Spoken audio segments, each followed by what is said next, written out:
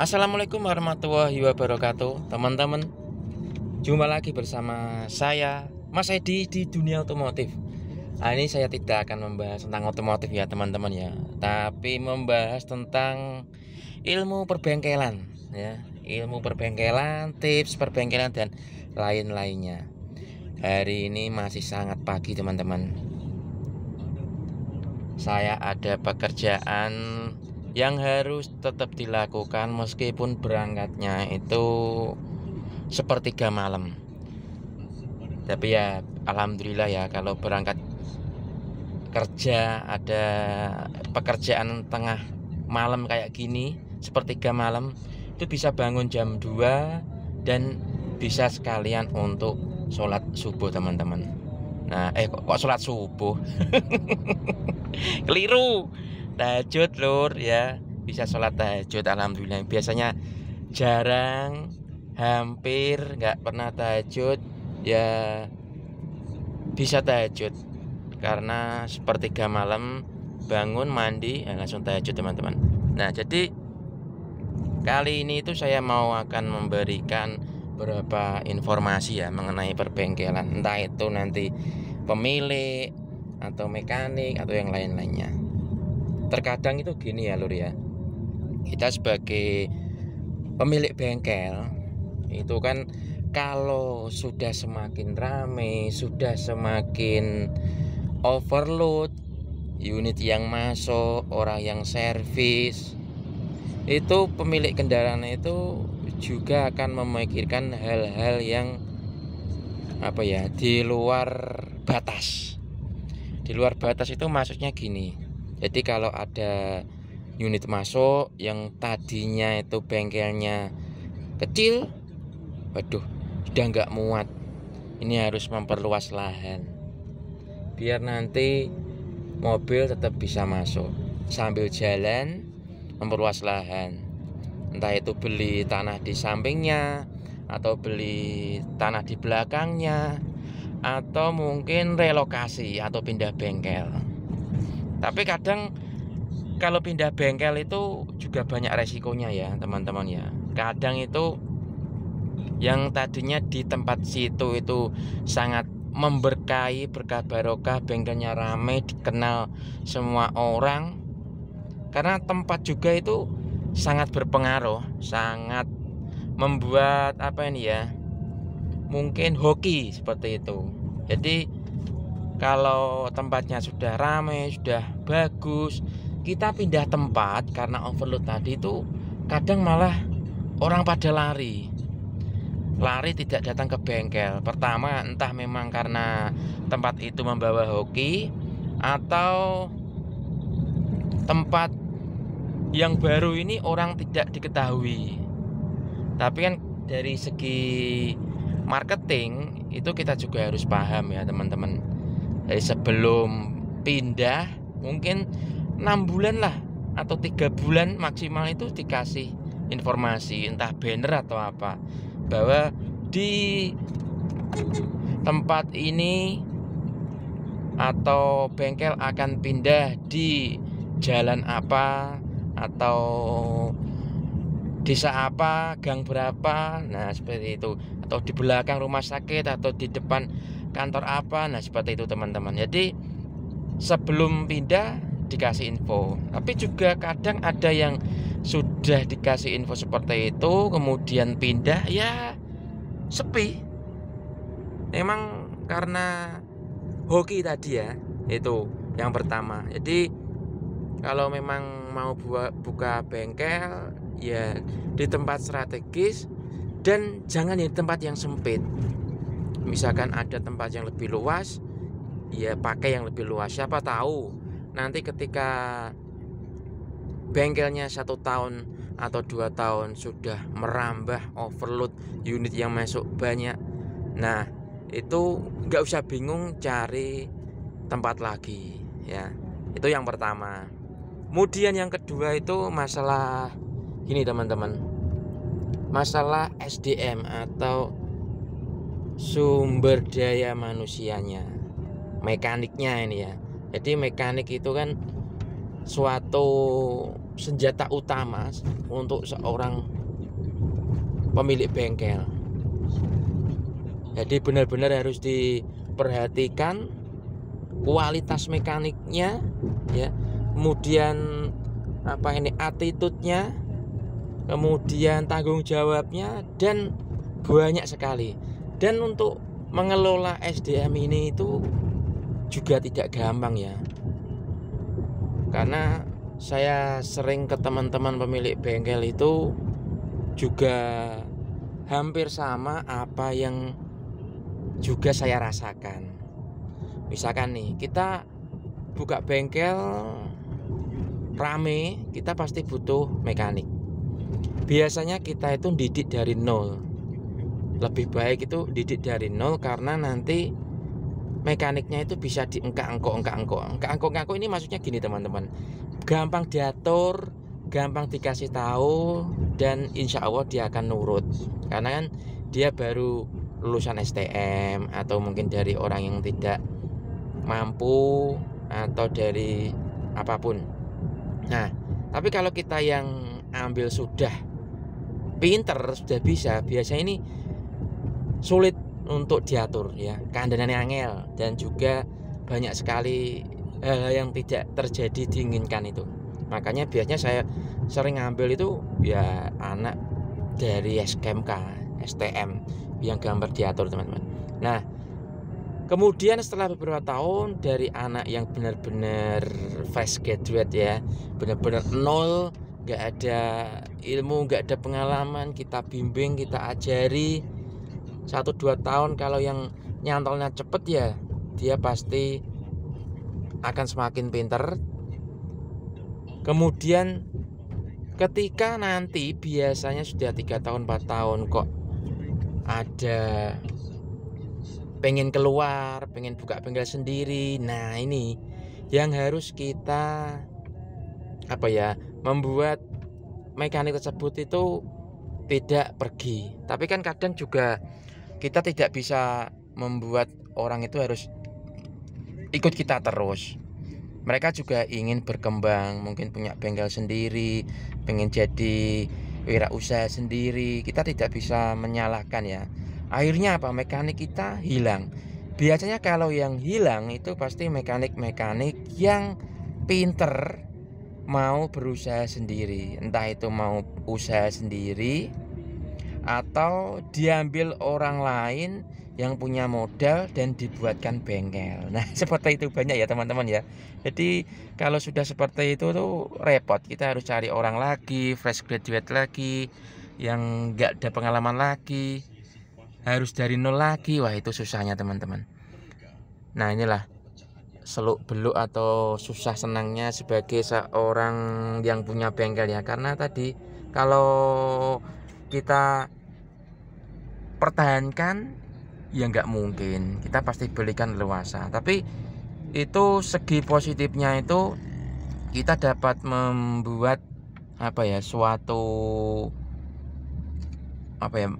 ilmu yang bermanfaat, karena kita mengajarkannya sampai dia bisa pinter, akhirnya nanti dia buka bengkel sendiri. Nah, dan ini teman-teman ya, pastinya itu kalau dia buka bengkel sendiri, ilmu alam itu akan tetap ada, akan tetap bekerja.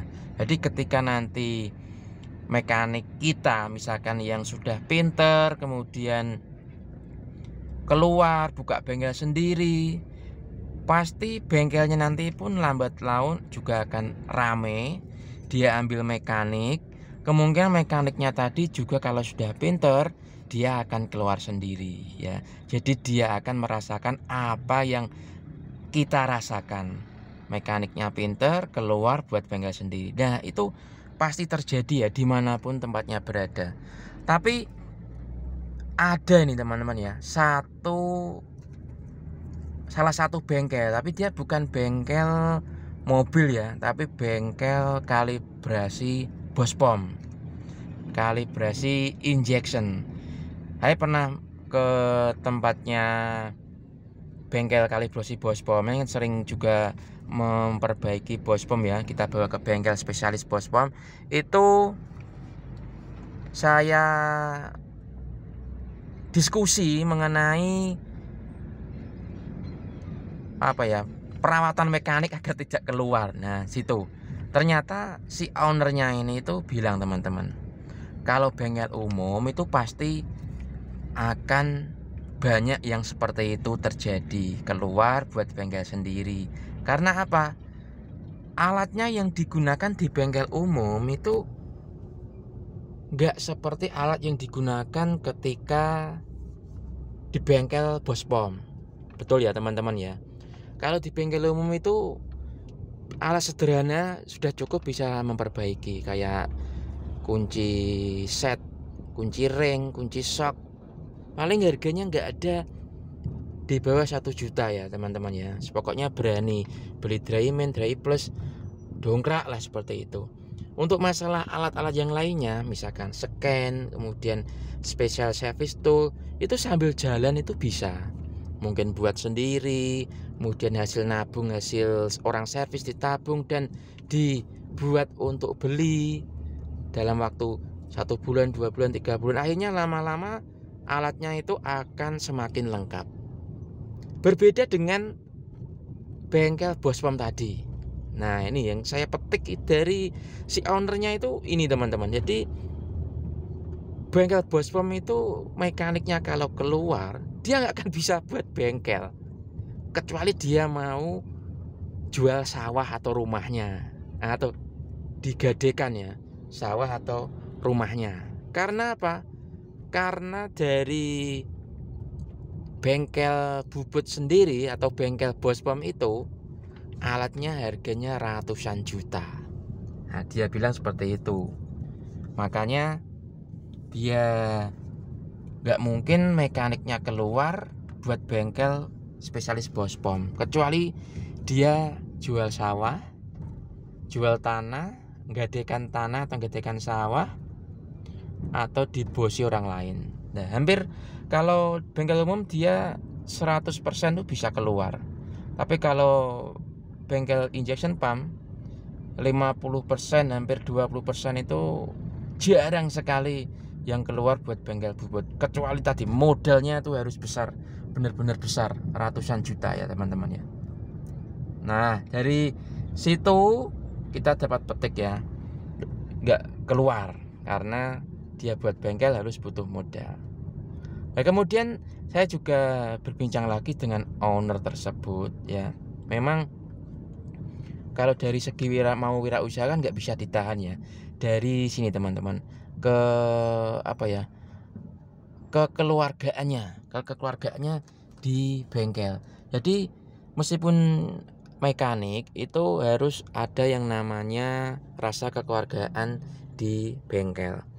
Kita sebagai pemilik bengkel, kemudian ada sebuah mekanik, ya itu harus tetap dianggap sebagai keluarga kita. Ya mungkin dari gaji harus sesuai, misalkan standarnya UMR, ya kalau bengkelnya rame di atasnya sedikit. Kalau memang kok rame, bener-bener rame, ya ada sistem mungkin insentif, ada mungkin target juga. Jadi insentif itu enggak hanya insentif sekedar dikasih, tapi ada sebuah kayak target. Ini loh, kamu harus bisa mengerjakan berapa unit dan dapat jasa berapa ratus ribu atau berapa juta, sehingga nanti kamu dapat insentif 1%, 2% atau 5%, seperti itu. Jadi ada semangatnya, teman. Kita pun sebagai pemilik mungkin bengkel bisa fair ya, karena ada gaji dan juga ada insentif. Mungkin kalau kita bengkelnya sudah berpengalaman, sudah benar-benar besar, bisa karyawan-karyawan kita didaftarkan di BPJS Ketenagakerjaan. Nah, seperti itu ya. Jadi benar-benar rasa kekeluargaannya itu ada, teman-teman. Kemudian kadang itu juga ada pemilik owner tadi yang saya buat diskusi dan buat tambah pengalaman. Itu juga biar nggak aneh-aneh di luar, itu juga kadang gini dia cerita, misalkan nih dia mau beli mobil, oke, dia punya mungkin mobilnya harga 100, dia punya uang 60, kurang 40, ya dia bosnya itu ngasih pinjaman sebesar kekurangan tadi, misalkan 40 gitu ya, 40 juta. Jadi ya nanti bisa diangsur berapa kali dan berapa ratus ribu atau berapa juta per bulannya. Jadi sangat fleksibel. Ataupun mau bangun rumah uangnya kurang, atau renovasi rumah uangnya kurang, nah nanti dikurangi ya, misalkan gajinya 3 juta ya dikurangi 1 juta, jadi menerimanya tinggal 3 juta seperti itu ya. Memang rasa kekeluargaan di tempat kerja itu memang harus ada ya teman-teman ya, tapi juga namanya manusia, kita kasih bagus, terbaik, teristimewa, namanya manusia itu masih kadang merasa kurang ya, memang seperti itu. Tapi kalau kita tetap amati ya kita kasih terbaik lah. Kalau memang dia nggak bisa merasakan atau memang merasa kurang dan tidak bersyukur, ya itu mungkin sudah bukan rezeki kita untuk selalu menggendoli atau menahan harus kerja di tempat kita. Mungkin ada di tempat lain rezekinya mereka, bisa kita rekrut orang lain yang mungkin lebih baik lagi gitu ya. Nanti akan kapan-kapan kita akan diskusi mengenai gini, saya sering ambil mekanik itu dengan kriteria yang teman-teman ya, yang spesial dan khusus. Jadi bukan hanya pinter, tapi ada tanda spesial yang saya rekrut biasanya teman-teman. Dan itu pun ternyata dilakukan sama bengkel besar ya, yang nanti saya juga pernah diskusi sama mereka. Oke, sampai sini dulu ya teman-teman, informasi dan diskusi mengenai bengkel perawatan karyawan mekanik. Semoga bermanfaat untuk teman-teman yang baru merintis dan juga teman-teman mekanik ataupun owner bengkel. Bersama saya Mas Edi di dunia otomotif. Wassalamualaikum warahmatullahi wabarakatuh.